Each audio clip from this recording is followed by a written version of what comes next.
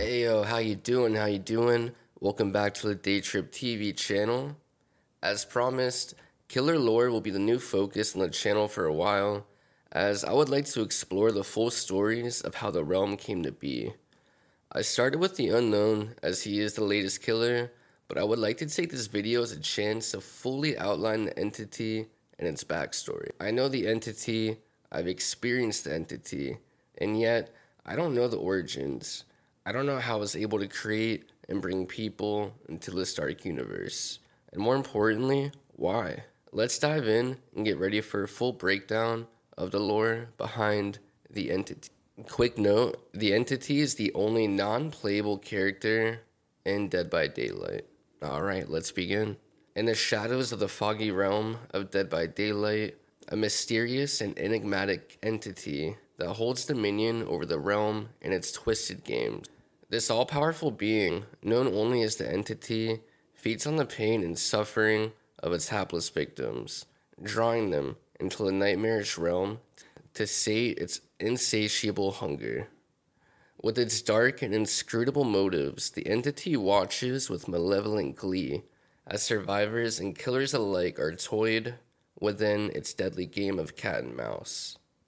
So beware, for once you are ensnared by the entity's grasp, there may be no escape from its twisted and cruel domain.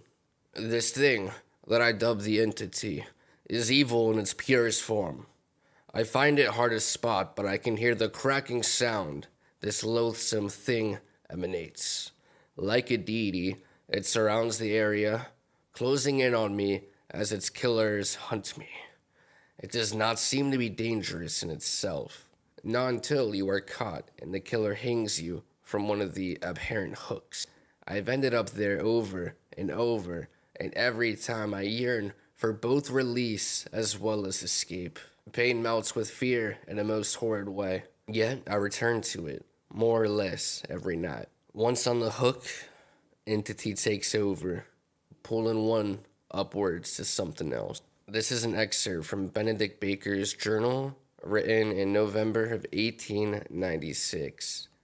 So that is the earliest entry we have on the entity, as this very well may be from one of the first survivors brought into the realm. The entity is an almighty, malevolent being, traveling through the cosmos and slowly consuming worlds.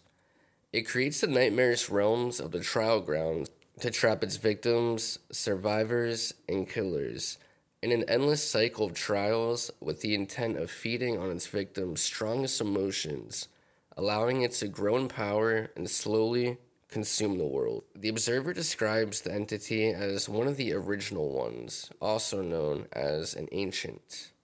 The Observer describes the entity's modus operandi, or its MO, its way of doing things, its way of getting shit done, in the detail in the unreleased tome entry Arcus 7. The entity is the cosmic embodiment of evil, turning worlds inside out with its very presence, a behavior the Observer and his people witnessed when the entity befell their homeworld. It corrupts its victims, slowly driving them towards madness, eventually pushing them over the edge, which allows it to snatch them from their world and trap them in its realm. So it's kind of like a demonic possession. Once you wear down the victim, you're able to possess them. In this case, once the entity works down the emotions of its victims, it's able to actually catch and snare them into the realm. The entity travels from terror world to terror world, growing stronger in its power until it eventually consumes all worlds in the cosmos. And this may be why we have all the crossover, all the different licensed characters. It is drawn to darker worlds, filled with chaos and darkness.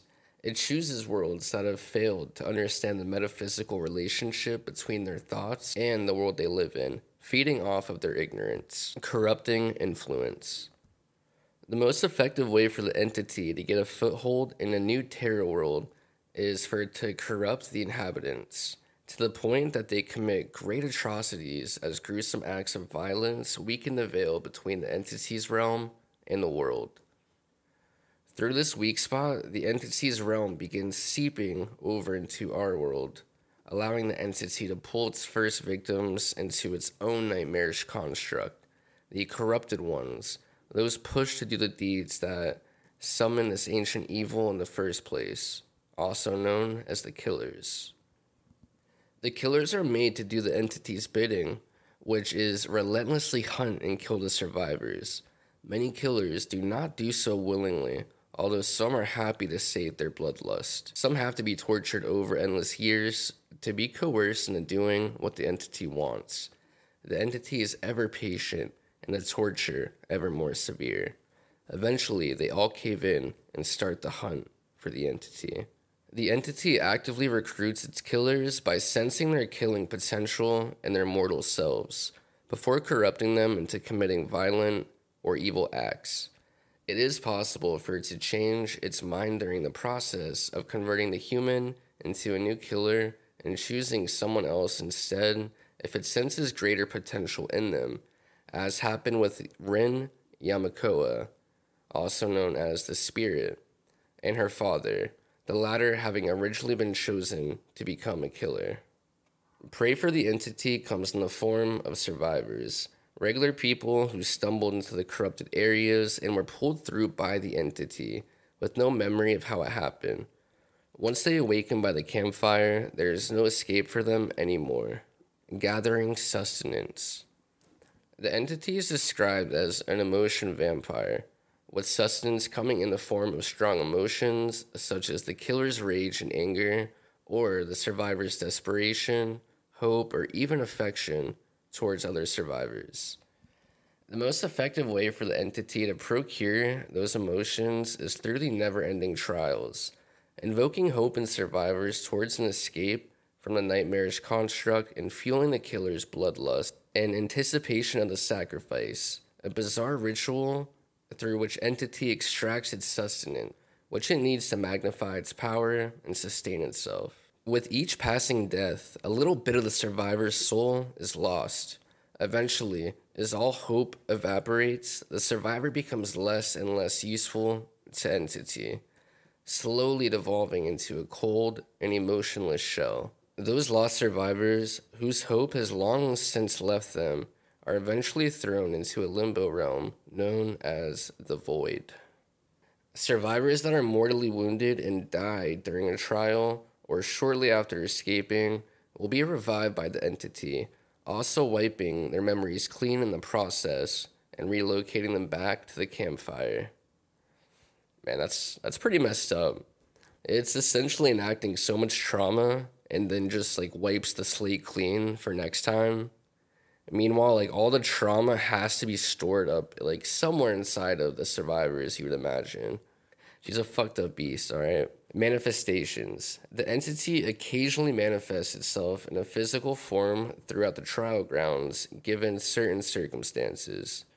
The two most common manifestations come in the form of spikes or spider legs, block exit gates and windows, or to destroy pallets. The spider legs either shoot through the ground, piercing and killing any survivor that did not make it out of the trial grounds within the endgame collapse timer, or manifest themselves around the hook to eventually sacrifice a hook survivor, and in case of a successful sacrifice, above the hook to transport the sacrificed survivor up into the sky in order to extract its sustenance from the sacrifice. The fog. The black fog, also known as dark fog or auric fog, surrounds the pocket realms of the entity and is but one of the entity's many manifestations, described in Arcus 54 as a conscious entity in and by itself. The observer describes the fog as feeling alive, containing swirls and streams of memories and imprints of beings from all the terror worlds the entity has consumed. The black fog is composed mostly of auric particles and cells from which the entity forms everything inside the realms. Indications of this are found with iridescent add-ons of killers that were all formed from the fog itself and are imbued with its power. Some of the entity's more knowledgeable victims, such as Vigo and the Observer, We're aware of the originally mentioned metaphysical relationship between their thoughts and the world they lived in, thus able to hone their skills and bend the fog's irrefragable rules, which allowed them to create, to mold, and shape the black fog to their own will. The rich presence of auric particles in cells also indicate that the entity is far more ancient than the observer and his people have ever suspected, leading to his speculation that the entity is an original one, or an ancient. The realms. The entity builds a reflection of the real world and its construct to confuse the victim. Unable, though, to really understand the true nature of the world it touches, it tries to replicate it the best it can, although it never quite gets it right. As a result, the world is an ever-changing nightmarish fusion of familiar and strange elements as the entity makes up what it cannot comprehend. In this bizarre world, there are several familiar parts. The maps in the realms are based on the world it infects, and there are strange mechanical generators that the survivors can power up to open 2 exit gates. If they succeed, they will escape, although only back to the campfire that they started from. Their memories wiped clean. The realms respond to and change according to the entity's consciousness and act as an expression of the entity's unconscious need for fear and terror. The blood web. After a character reaches level 10, the entity will begin to share the blood web with that character. After the player has bought numerous nodes from the character's blood web, a dark smoky patch will appear, and the player will then take turns with the entity in taking nodes from the blood web. The entity will move to another node after every purchase made by the player. When the entity cannot take over any of the adjacent nodes, it'll move to another place. The blight. An entry in Vigo's journal revealed that once a year, the entity was infested with blight, which required the entity to undergo a purge. The blight manifested itself in the form of cankers spawning throughout the realms, which bloomed into pustules, which formed a mysterious nectar that could be harvested and distilled into the putrid serum. The putrid serum could corrupt those infected with it, causing strange mutations that could increase one's physical prowess while becoming strangely disfigured. It is possible, due to its hypothesized biology, the entity is, at its core, a plant-like organism, as blight is a symptom commonly found in plants affected by a pathogenic organism, which was reflected by the cankers growing on hooks and the cankerous pustules that appear throughout the realms. Entity trivia. According to Arcus 1513, there is a world in which a cult of the entity exists called the Black Veil, possibly Vigo's world.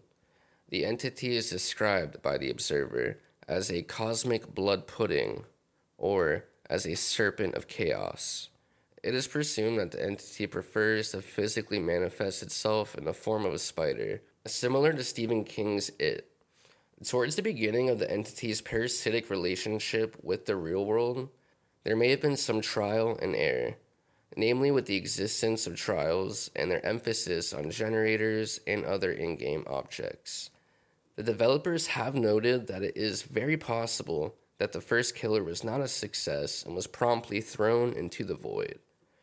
The degree of torture needed to convince initially unwilling killers to do the entity's bidding can generally be gauged from physical alterations, such as the trapper's numerous iron hooks piercing through his upper torso.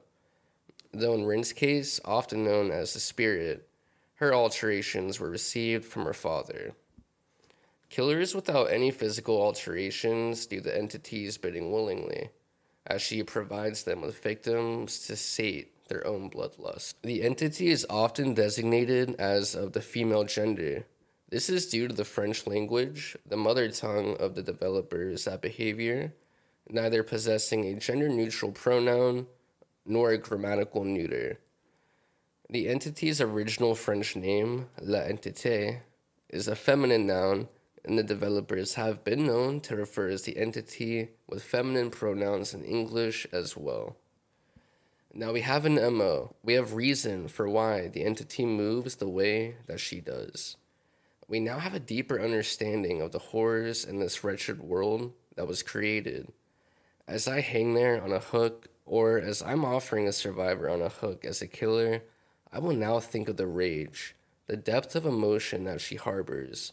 But overall, I will look at those spider arms with a lot more respect and intrigue. As we do the series, I'll have intermittent videos that tie all the lore that we've uncovered thus far together, and we will be able to take a step back and see how this world has been crafted. Tune in next video as we uncover the next killer. Now, I did want to take the time to ask you guys, since I started this with the unknown, should I continue to go backwards in that order and do Chucky next? Or would you guys prefer me to start at the top with the Trapper and move that way? Either way, we'll have our intermittent catch-up videos that tie everything together for what we've uncovered that far. So either way, let me know in the comments. Once again, thank you so much for watching. Consider leaving that like if you actually enjoyed the video, and I'll catch you guys in the fog or in the next video. Again, I stream almost daily at twitch.tv/DaytripTV_. Alright guys, that's going to do it for this one. I'll see you in the next video.